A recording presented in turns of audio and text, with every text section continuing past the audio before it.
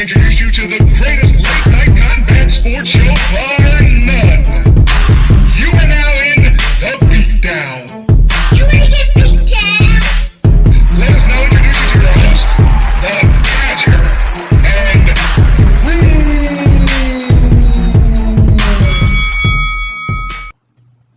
Woo! Man, I've never listened to the intro with headphones on before, and that bass was kicking. I'm telling you, bro. We should do that again. No? All right. Welcome to the Beatdown. Cheers to you. It is 11 p.m. Eastern Standard Time. It's therapy time. You're inside the best late night combat sports show bar none. I'm Brew. This is the Badger. What's going on, bro? Man, I can't call it, man. Wrapping up a week. It is downhill. It's been an interesting one, but therapy always prevails, so I'm here for it. Yeah. Anything interesting happened to you today? Other than getting punched and kicked, nah, it's a pretty regular day, I guess. Got a lot accomplished. A little sore from getting beat up, but other than that, I'm good. You got to explain to people because they probably think you get jumped on the way into the studio. I mean that's a pretty good analysis, pretty good hypothesis you came to. But they might tell you take a different direction tomorrow if that's what they think's going on. No, it's all good, man. The less they know, the better. Just know that we working over here. That's all. All right. So what you got going over there? What you doing? Just trying to upgrade, bro. Just trying to upgrade. Trying to be like my brother over here. Y'all don't know he does everything to the utmost, and I'm trying to keep up with him. So it's not easy. Really? Oh, okay. I didn't know that. It's not easy. But you looking the part over there. Look like new money. So Well, just because it looked like new money, it can smell like old money or no money. Money. I lied. You said it right the first time. No money? Old money. Man, if I had old money, anyway, won't even go down that route. Yeah. Won't even go down that route. If I had old money. But you know what? I'm glad to be here, bro. I'm glad to be amongst the walking, amongst the living. Oh yeah. I'm glad to be here. The fight or share, the beat down. I'm really just happy to be part of this, bro. For real. Yeah, I mean this is something great that we do, and we enjoy it, and the people enjoy it. So we got to keep it going. And I have a feeling we're gonna be doing that, unless you heard something different. Nah, I ain't heard nothing, man. Nothing at all. Well, I've heard a lot in the realm of boxing. There's some interesting stories going on. Come on. But I figure we'll start with your boy, man. Nah, actually, he's my boy. He's a good guy. I don't know how he managed to lose his marbles, but Which one? my boy Paulie, man. Paulie is officially out at Showtime. So he will be replaced by someone who will probably be not as good as him. Maybe they will be able to take some getting used to, but Paulie was so good on Showtime Championship Boxing, and now he's out of there because he talks too much sometimes. And all these things he's been saying over the past few months have come back and reared their head, and now he is currently unemployed.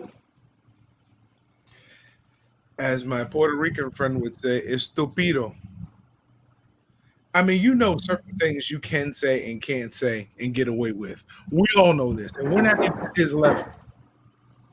So that's not even a question. Paulie knew better than what he was doing, bro.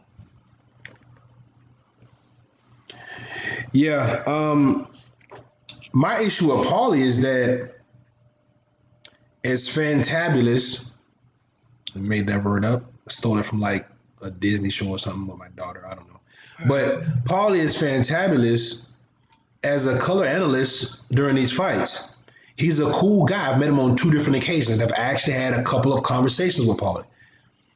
don't know why he said the things that he said unless he really believes them, because he's repeated them more than once. And I think that certain things you just can't let fly, right? Your political views, that's whatever, right?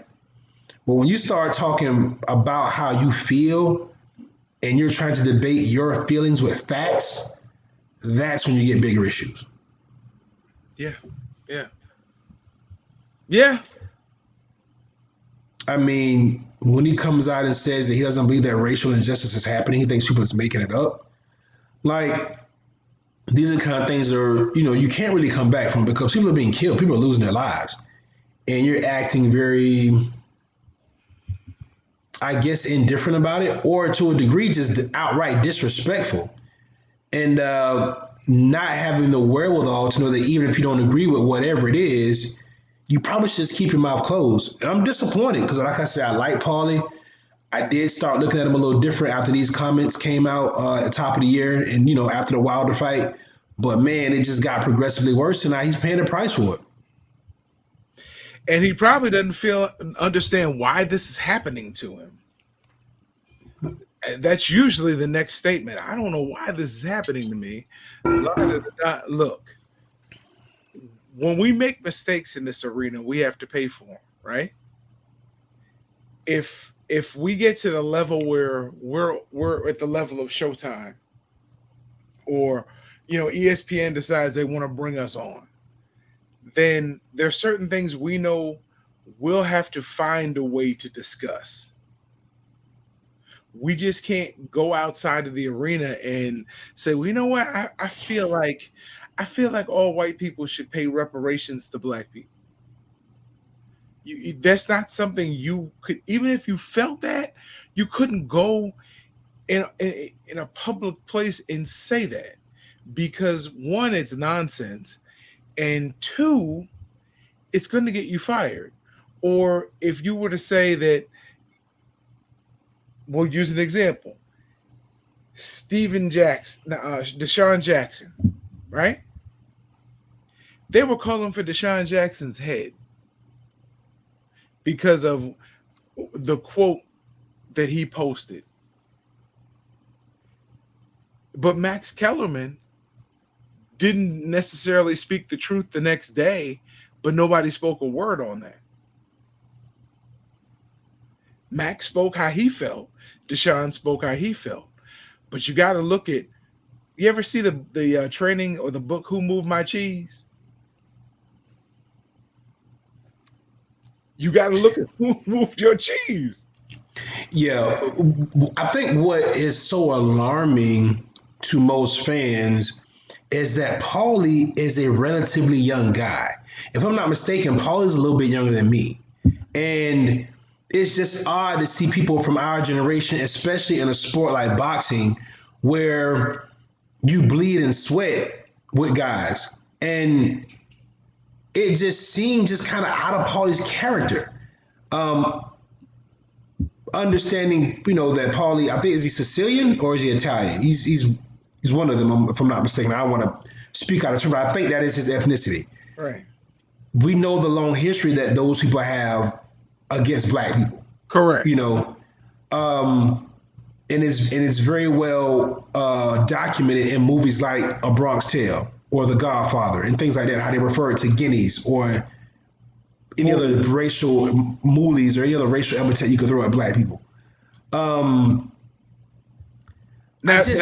before you go any further, let's clarify. We're not saying that all Italians use racial epithets. No. I'm just saying that I'm wondering where Paulie gets this train of thought, unless it was something that he just, I have a hard time thinking he just picked this up out of nowhere. I have to think this has been indoctrinated in him over time. Either way, it's just bad, and a guy like him who's traveled the world and I'm sure made a lot of friends of all different type of backgrounds, this just comes off as just kind of ignorant and definitely insensitive, and it's just unfortunate. He's going to be missed because he was so good on the show, but you can't do these kind of things, man. And especially with major corporations like Showtime, they got sponsors, they got people looking at them, and then to top it all off, the boxing demographic, especially with Showtime and PBC, is going to be heavily African American and heavy Latino. So this is just the wrong group to make these kind of statements in front of, bro. Maybe get a job with the Zone. Maybe you can get on with them. But it's going to be hard for him to get a job stateside, I think. I don't. I think what's probably going to happen is he'll come out with his own show on YouTube or Twitch, and he'll have a huge following right away, and he won't miss the money because then he'll have a bigger play. He'll actually have a bigger platform. He'll have sponsors that are able to either go through his Patreon instead of being up front with it. No, Paulie wasn't that kind of fighter. Paulie wasn't somebody that grabbed your attention as a fighter. Paulie was competitive. He was decent, but Paulie really cut his teeth at analysis and being questioned by the media after fights and being very sharp and articulate with this new media with these YouTube guys. Paulie's never been an A+ fighter. Paulie's never been a name draw. Okay. I don't see Paulie going into YouTube and getting the check that he's getting from Showtime. He was getting paid handsomely from Showtime. He was, but it had nothing to do with him being a fighter. It had everything to do with his analysis, his personality, the way he engaged things. That's what I'm talking about. The people that watched him on Showtime, the people that now hear him say these things, that agree with him, they'll support him. The people that watch him on Showtime look like you and I. I doubt they're going to support him. That's the most of the people that seen him when he was doing his job commentating on Showtime. Look, you may be right. It doesn't matter. He's not going to get the money he was getting at Showtime. They were paying him high six figures. He's not going to get that on YouTube. Okay. He is not Rush Limbaugh. He is not the shock jock that called the girls from Rutgers nappy-headed hoes. He ain't got that kind of platform. I just don't see it. Now, will he be okay? Yeah, he'll be fine, but he ain't finna get rich off that. I don't see that. Okay.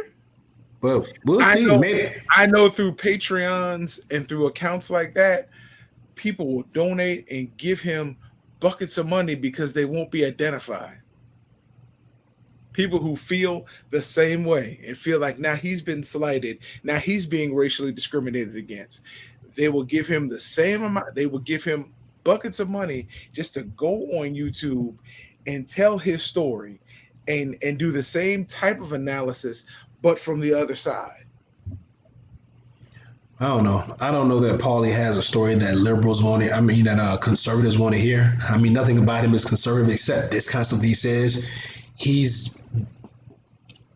But we'll see. I mean, that's the interesting take that you put on it. We'll see. We have conflicting views on that, but we'll see. I mean, time will tell. Yeah. That's usually what happens. Yeah. So, I just need to ask: are you able to hear me? Okay. Yeah, I hear you pretty good. Okay. Yeah. So moving right along from Paulie, friend of the show, guy we know, he's got a big fight coming up October 3rd, allegedly. He wants more money. Teofimo Lopez, guy we spent a pretty good amount of time around, is now counting Lomachenko's money. Saying he deserves more. Is the fight in danger, or is this just last minute posturing by Tio, just trying to squeeze out extra six figures? What do you think? Either last minute posturing or fear. Maybe he doesn't. Maybe he realized he can't beat Lomo. He realized that today? No. He probably had it in his mind for a while and just decided, now I'm going to bring it out. I don't know, bro. You're asking hypothetical questions. So, I mean, there's a reason why he's asking for more money. And I guess my more direct question would be, is this fight in danger of not being made because he wants more money? Now answer that question. No. Okay. So this is posturing then. Right. Okay. Here's the thing. It won't be in danger because he wants more money. If there's an underlying reason for him asking for more money, then it could be in danger. Again, if he doesn't feel he can win, then he'll say, you know what? Let me find something that most of my fan base will agree with. Hey, I need more money if I'm gonna fight him. Look at the disparity of this, the difference in the pay scale here. Because reality would say, knock him out and you'll get paid the lion's share next time. Reality says that you're not the star that he is. Knock him out. And that's as cut and dry as it get. Lomachenko and Terrence Crawford are the faces of top ranked boxing. You're fastly rising. Don't get me wrong. Now the kid is moving up. He's becoming popular. He's gonna draw a crowd, but he is not Lomachenko. It's gonna be interesting. I don't think this fight's in danger of not being made. I think this is just pure posturing. I think he's just trying to see if he can squeeze out an extra couple of $100,000 maybe. But he needs this fight, and he needs this fight now. Mm-hmm. This fight can't matriculate and not be made because Lomachenko's getting older. And if you want to get the credit for being as great as Teofimo thinks he is, now remember, we've met this kid before. This kid like he can beat anybody. He like he could beat Mike Tyson if they can meet him at a catchweight. This kid is not lacking confidence at all, and he has the athletic ability to do so. Now, this is not going to be an easy fight, but I seriously doubt Teofimo Lopez is lacking any confidence. Okay. And you're probably right. Again, it was you were asking reasons. Do you think the fight will be made? I said I don't think it's in danger unless there's an underlying reason. If there's not, there's no reason it won't be made because he knows whatever he gets paid this time, if you beat Lomachenko, you're the A side from now on. Yeah, it's a bad look for Lopez, though. It really is, because you spent the past almost year now, right, calling for Lomachenko. And Lomachenko almost shunned you and act like you didn't exist for a while. So you've been clamoring for this fight. This is not a fight that Lomachenko talked about. You got in the ring after his fight and said that you want to fight him. You got on Top Rank on Showtime on a couple of Saturday cards and kept calling that man out by name. You went to the media and was talking about that after you were Richard Comey, you want Lomachenko. You've been asking and asking and asking, and now the time is here, and you might flake over a couple of $100,000. Nah, like you said, bro, you take this fight, you get the $1.25 million they offered you, and then the next time you fight, you get close to $3 million, which they're paying Lomachenko. Right. But $1.25 million, that's a good payday for you. And by the way, your career highest purse. So again, I don't understand it. We saw what happened. Say it again, bro. I was gonna say it has to be the best payday he's made. Absolutely. And more importantly, we saw what happened with Adam Kornacki. We saw Adam Kornacki not take the fight, and he ended up getting knocked out by Hellenius. He will never see that kind of payday again. We saw Andy Ruiz do it right. He took the payday, and he won the fight. His life is forever changed now. Even in boxing history, his life is forever changed. Correct. Now, hopefully, he don't blow it all in one place on Snickers, but the man got his own money. He got his picture on it. He got his own money. So, Teofimo, you got to kind of look at the landscape, young fella, and look at what's going on and weigh your options. Yeah. He's a young kid. How old is Teofimo? 24, 23? Like yeah. You got another 10 years at a very high level, and more than that if you're really taking care of yourself. So you're going to get the big paydays.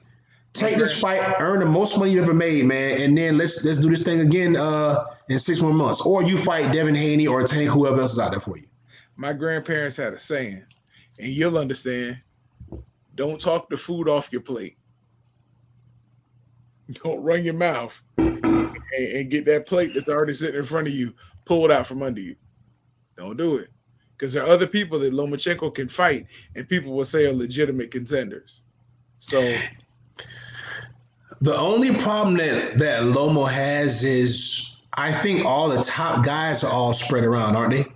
So you got Loma and Lopez on the top ranked side. You got Haney on the DAZN side. You got Tank on the PBC side, and you got Garcia on the Golden Boy side. So this makes the most sense because Uncle Bob gets to keep all the in-house money, right? Mm-hmm. So you don't want to upset Uncle Bob because you don't want to split the money with somebody else. And that's what's going to have to happen if you fight anybody outside of Teofimo right now. I mean, it's going to get worked out. I don't see this being an issue. No. It's just, it makes headlines right now. And for those who actually know the sport of boxing, it's not always what they disclose as the fighter purse. There's always money under the table being passed. There are always incentives that are provided by promoters the day of the fight or the day before the fight. Hey, I'll slide you extra 500. Those kind of things happen.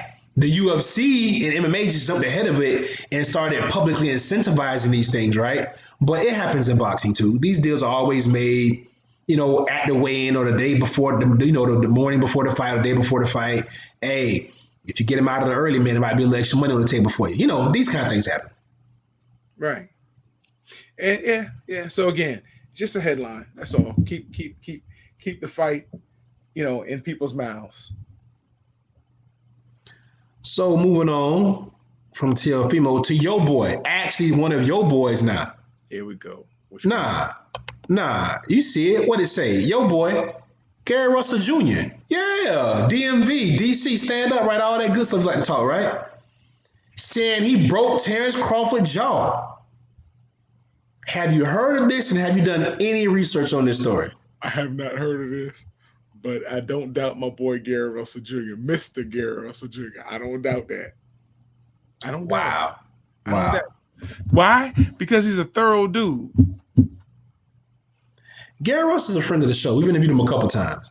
Yeah. Nothing about Gary Russell makes me feel as if he would need to, as the young folks call it, clout chase. The man say he broke Terrence Crawford's jaw. Now, I haven't had a chance to look at a few of the different interviews a couple of platforms have put out with people that were close to the situation. I saw one platform had Carl Dargan speaking on it. For those who don't know who Carl Dargan is, he's a boxer from Philly, but he's most notably known for being the husband of Lil Mo. He actually confirmed some of this on another platform. And rest in peace, Coach Todd, who was instrumental in a lot of guys' career, like Earl Spence and Erickson Lubin. Years ago, before he passed, there was an interview on Dante's Boxing Nation where he kind of confirmed this. I didn't listen to the interview, but just based on what I was reading from the comments and things like that, it sounds like this incident happened.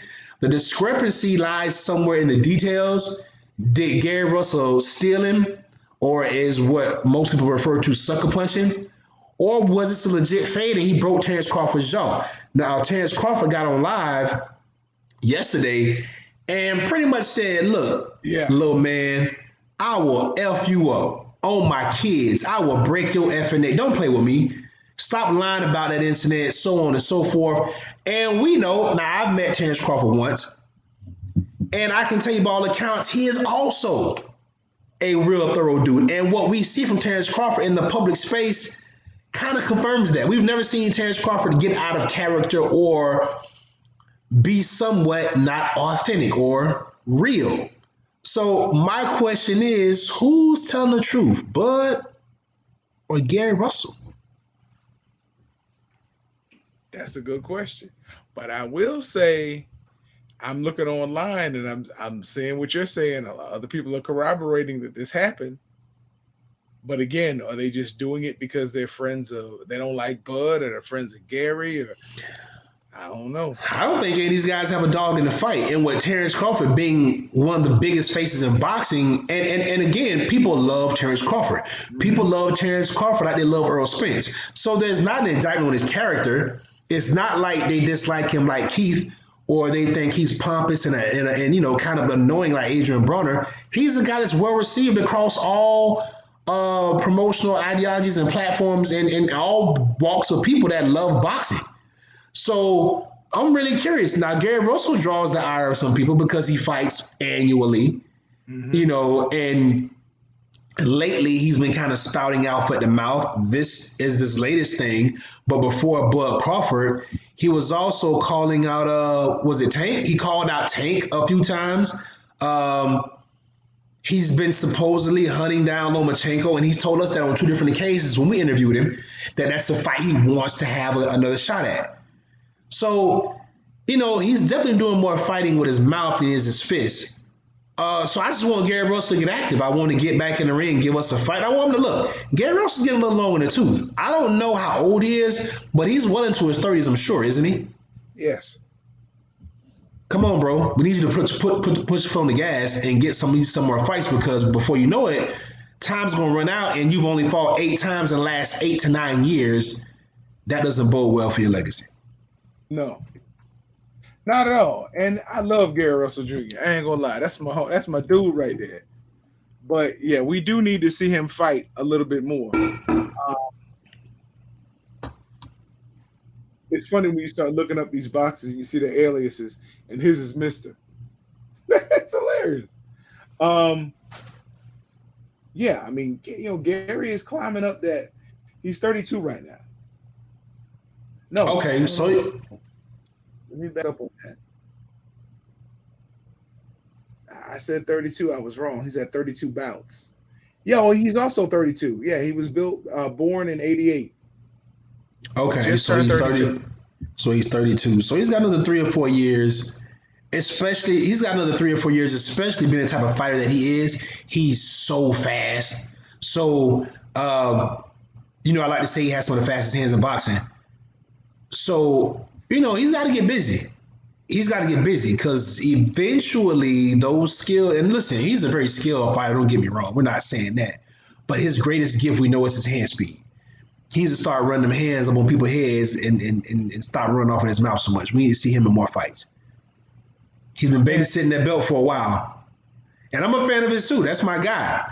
But he's been holding that belt hostage for a while. He ain't been giving many challenges. He's been taking them once a year. So, Right, but he also said he'll give challenges to people who are worthy of it. He wants somebody. He wants that big fight. He wants a big fight. Yeah, I ain't mad at him. Why would I come out? Listen, why would I put myself at risk for somebody who's on the way up? I want somebody who's established, who's willing to put as much on the line as I am. Let's get this big payday. I get what you're saying, but right now, Gary, his plan is working for him. Because when he gets in the ring, everybody wants to see him. He like the Undertaker. Undertaker only comes out at WrestleMania. Finally retired, but for like 10 years, you only saw him at WrestleMania. That's Gary. Once a year. So, I mean, yeah. But Terrence Crawford is not a fight you're going to get. Why are you even talking about that? And why would you even say that you want that fight? This man's like 4 weight classes above you. Did he say he wanted to fight? Yeah, he was like, I'll fight Terrence Crawford. Let's get the contract. Let's make it happen. I'm like, why? But he knows he's not going to get the fight. And that's the issue that I have with it. But it keeps him relevant. It keeps him out there. Yeah, I know, and I don't like those kind of tactics, especially when you're especially when you're reaching something that's not attainable. Call out the guys in your weight class. Who's in his weight class that he there are guys in his weight class or a guy above his weight class. Keep tracking down Shakur. Why don't you keep calling him out? It's a lot of guys in your weight class and around your weight class within a couple of pounds up that you can challenge. Bud Crawford is not realistic, and this is the problem I have with fighters that do this.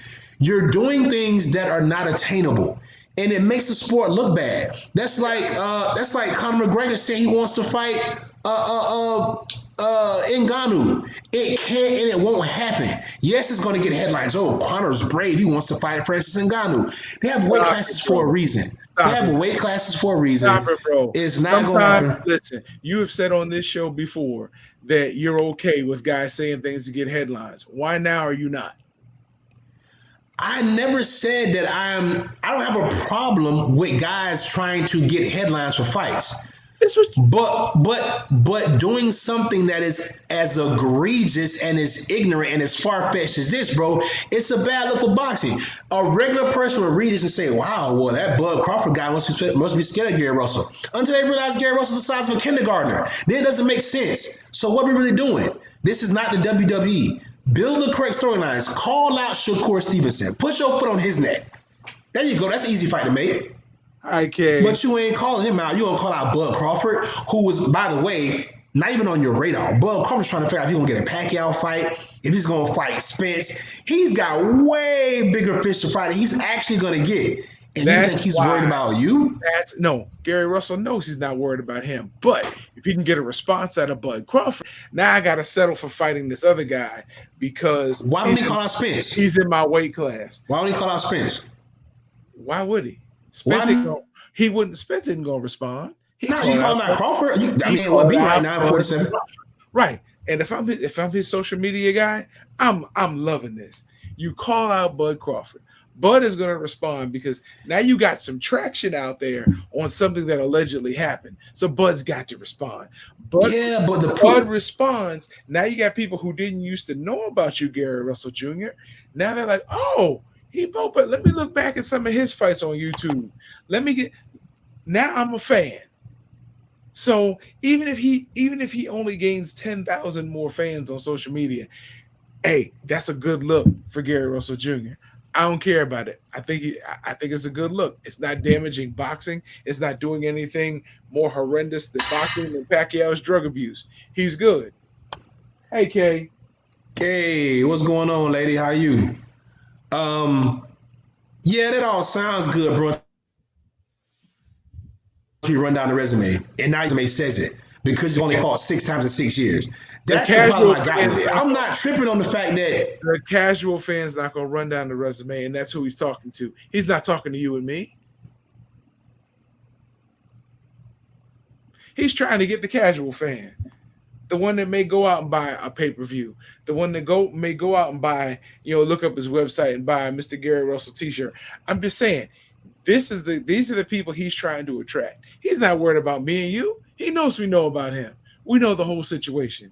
He's trying to get the people that maybe watch boxing because they're over a friend's house. Now they. Let me ask you this then, since you're taking sides with Gary Russell Jr. How is it that this is the same guy that used Leo Santa Cruz's father as social media fodder to try to goad Santa Cruz into a fight? Why didn't that work? Why is Leo now fighting Tank when you've been wanting to fight against Leo? What's really not happening here? Or is it chess and not checkers? Do you really want to fight Tank? Because he's going to beat Leo, maybe. And if he beats Leo, are you going to call him out? Because you ain't said Tank name in a while. You called him out at one point, but then you stopped. So why you ain't keep applying pressure? Wait. Why aren't you talking to Gary Russell about this? You got the connections. Why don't you get Gary Russell on here and talk to him about it? Because I'm not debating Gary Russell with Gary Russell. I'm debating it with you. If I had on the platform, You're not debating it with me. You bring things in here that have nothing to do with what he just said. That has nothing to do with what he said to Bud Crawford. Nothing at all. If it was in court, they would silence you already because it had nothing to do with the argument. But hey, let's throw this in. Maybe we'll get fans on our side of the argument. No, has nothing to do with the argument itself. But go ahead. You digress. I'm just as confused now. What do you mean it has nothing to do with the argument? The whole point of what I was saying was that his attempt to call out Bud Crawford is ludicrous, and it kind of falls on deaf ears. And we've already explained that. It's not falling on deaf ears. It's falling on your deaf ears, but it's not falling on deaf ears. Okay. Well, we'll have this conversation. Relevant. We'll have this conversation the next time your homeboy call out somebody and he still don't fight. That's done. Go ahead. Then we'll talk about how relevant he is when he ain't fought this year. Moving on. Gary ain't fight this year? Oh, my bad. I thought he was relevant. What happened? Hey, he's taking care of himself during COVID. Oh, there you go. Now you got excuses for your boy. Now it's the COVID. This man got 10 brothers and sisters he lived with and a whole family. You talking about COVID? Man, get out of here, man. That's why they all got to stay at home. They got to stay at home. Cut it out. Kay, he's always like this. Don't let him scare you away. Cut it out. But yeah, man. So that's pretty much everything that's been going on in the realm of boxing that we got today. Anything else you got? Not really. I mean, didn't the NBA start tonight? And guess who didn't know? Me. And I actually used to watch basketball, but ever since Kawhi left the Spurs, I've been kind of boycotting it. So I'm still holding steadfast to that. That's just sad, bro. That's just sad. Hey, I'm a man of my convictions, bro. You need to be convicted because there's no conviction there. Hey, man. Pay the man. He'd have stayed. It wasn't that he didn't get paid. He didn't like the fact that we questioned, or that Pop and Parker and Joe Nobley questioned, his commitment, his authenticity. And that was stupid for Pop not to side with Ginobili and Parker. They were both like combined age 90. I mean, You got Kawhi, who is one of the best players on the planet, and you're gonna lose him over two chuckleheads? Really? Hey, who knows, man? I listen. That's a dark time for me. I don't like to speak about that. I'm still bothered and hurt by that. Parker hadn't been Um, relevant since Eva Longoria.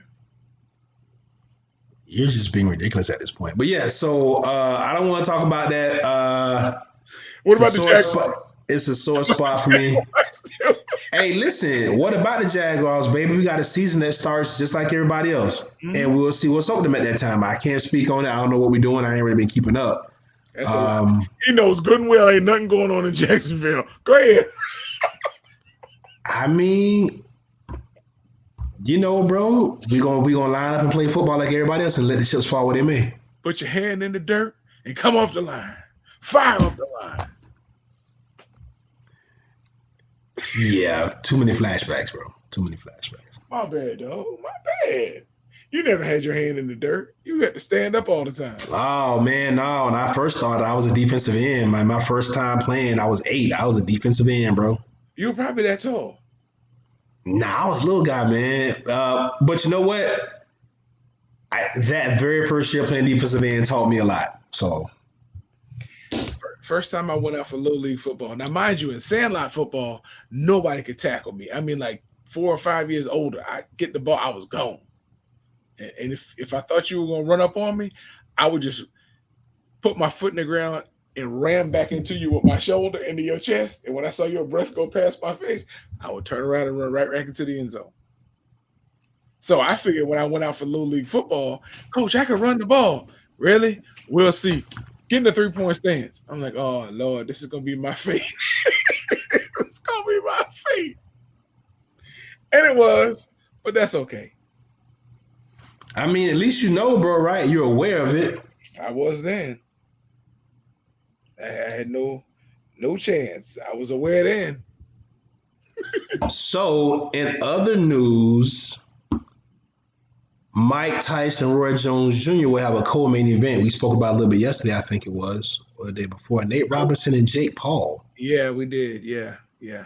Moved up to co-main event. I forgot. Something happened. A fight fell out. Hey, things keep happening. It may be the main event. Hey, listen, with the way this thing has happened with these fights, man, very well could be. And listen, I read somewhere where PBC and Top Rank collaborated, and Top Rank actually gave PBC some pointers as to how to do this going forward because they're about to start their fight bubble this weekend. And that's who supposedly gave PBC the idea by paying replacements to be ready on standby. That's smart. UFC does that. That's smart.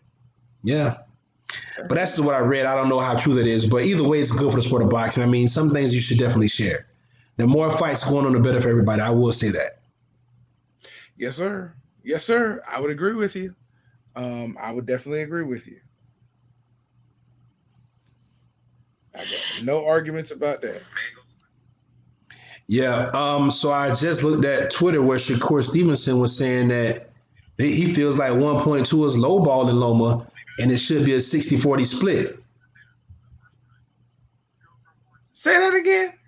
Shakur Stevenson just said that he feels like they're lowballing Teofimo, and saying that 1.2 is a lowball and that it should be more of a 60-40 split. How do you feel about that?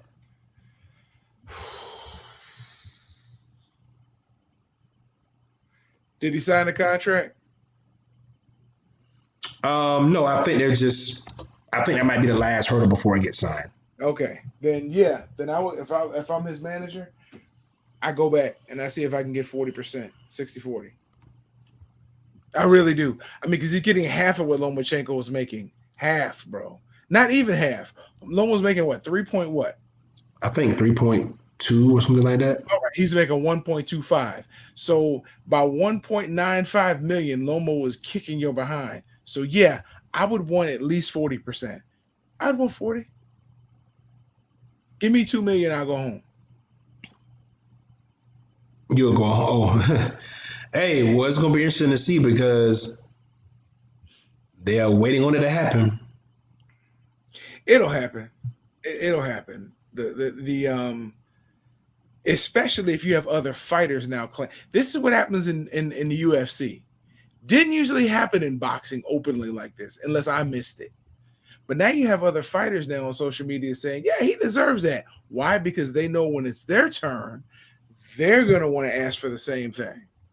And if we go and ask openly and I get a clamoring of other fighters, they might give me my money to shut up before I go ahead and ask for it openly.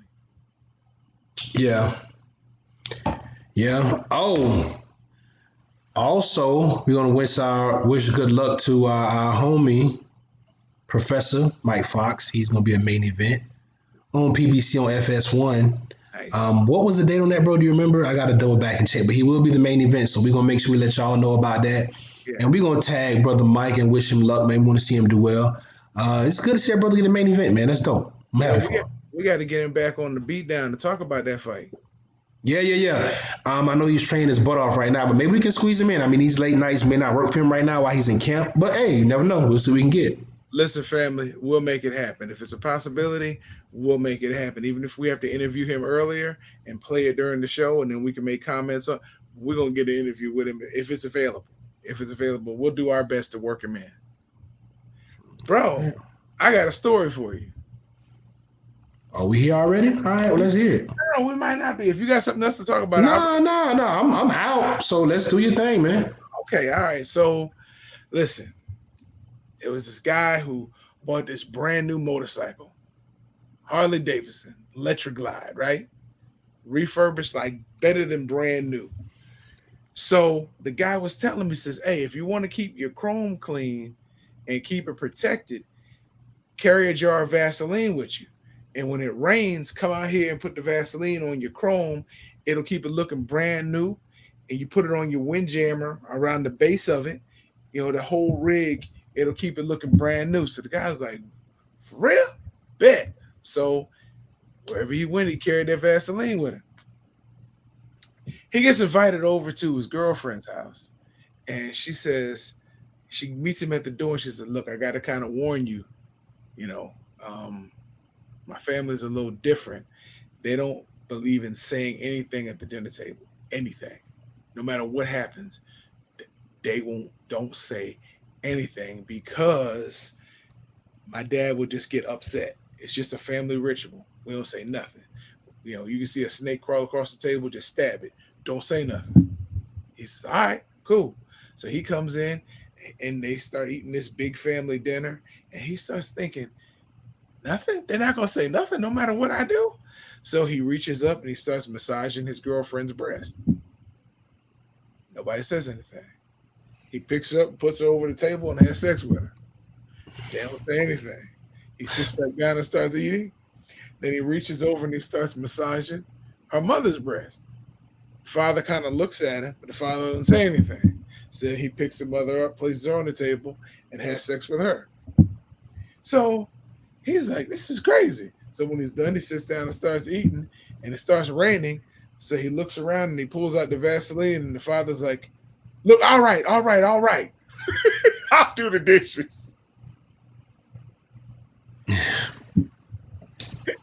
He got nervous because of the Bro. Never mind, bro. Nah, you listen. You don't have to clarify that for me. I get it. Oh, you know what? I actually forgot one part of the joke. So that's why they don't talk at the table, because the one who talks has to do the dishes. That's what I forgot to say. Darn, going in. Yeah, that would have made sense. That was. I don't care. Look, it's not the top 5 worst jokes I've heard in my entire life. So I still win. I don't care. I mean, win. I still win. Look at that. Got brew. Yeah. Matter of fact, I want y'all to know. That's what I'm talking about. I'm wearing the chain. Don't let it make your neck turn green. That happens from time to time. No, only yours turns green with envy when I tell my stories. I'm just looking out for you, man. No envy on this end. No, you just looking. Just make sure we get the jokes better every time. You don't need to take steps back. Just words of encouragement. Carry on. Appreciate that, bro. Um, really appreciate that. Hey, that's me. I'm done. I'm done. Okay, well, look, man. I mean, that's all I got. Man, look, this is getting better, and we appreciate everybody for rocking with us, man. Hey, Kay. Yeah, man. She's really cool too. She's Dope, and, dope woman, dope woman, and she's from the motherland. dope woman, dope woman. I always liked her. Dope, good people. Yeah. Definitely want to have on your team if you can. As we explained, just in case the missus watches this show, he's talking about your team as a friend. Okay. Yeah, that's exactly what I meant. Didn't think I need to explain that, but okay, yeah. With your harem, you kind of do need to explain it, bro. It's but it's okay. That's why it would be a harem. Everybody has their place. There's one person in particular I'm praying is watching this right now. Go ahead, bro. But that's coming from a place of arrogance. I do not have a harem, but if I did, everybody would know their place. Hey, you do have a harem. You got one person that she would gladly take her place. Nah, we good. We don't do the one man thing over here. I'm good. We cool. Nah, we good. Nope. Nope. Oh, you're killing me, bro. All right, man. Shout out to the Running Gun podcast. They're doing their thing. Hey. Shout out to did you put something down at the bottom? No, I didn't. Just this. Oh. Look, you can catch us every Monday, Tuesday, and Thursday for the Beatdown, 11 p.m. Fighter Share Report every Sunday and Wednesday, 7 p.m. All times Eastern Standard Time. Catch us on the replay. Share us, like us, love us, comment. Even if you don't like us. Shout out to Marco Fazzini. Seeing people posting pictures of you in the pool. I'm like, man, this guy really misses boxing. And shout out to your boy, your homie, your ace, your slice off the other color of the bread, Platinum Mike Perry. Oh, yeah, I saw that, man. Congratulations, Mike Perry Jr. Not exactly a Mike Perry Jr., but a mini-me. A boy. It's going to be great. Your dad's Platinum Mike Perry. It's going to be a lot of interesting things going on in the household, I'm quite sure. Get an education. He might end up being like a rocket scientist or something. Mike takes all the, fights and makes money and then puts his kid through med school and becomes like a famous scientist or something. That'd be interesting. That'd be dope. That'd be quite the story arc, right? Yeah. People just wouldn't believe it. Hey, anything's possible, man. Shouts out to everybody for rocking with us, man. Kay, we appreciate you chiming in. Everybody there at Fighter Share Nation, man. All the entrepreneurs out there in the struggle, man, keep your head up. There is light at the end of the tunnel, and unlike this, what this man says, it's not a train. It is hope. So keep doing your thing. Really? Don't quit on your dreams. Tap in with your loved ones. It's real out here, man. Mental health is real. People are still suffering out there. So make sure you tap in with the people that you need to be tapping in with. And that's all we got, man. Fighter Share Nation. We appreciate y'all rocking with us. We'll holler at y'all next time. Peace.